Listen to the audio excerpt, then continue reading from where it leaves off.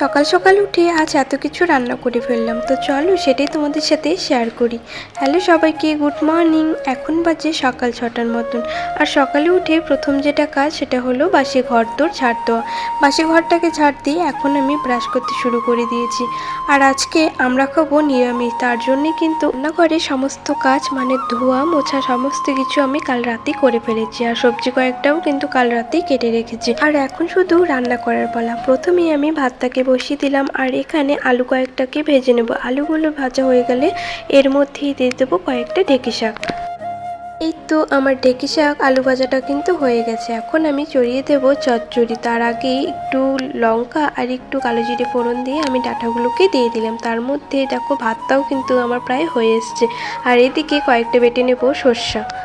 ওদিকে কিন্তু ডাঁটাগুলোকে আমি ভেজে একটু জল দিয়ে ঢেকে রেখেছি। আর এখন ডাঁটাগুলো ভাজা হয়ে গেছে, এখন আমি সর্ষাটাকে দিয়ে দিলাম।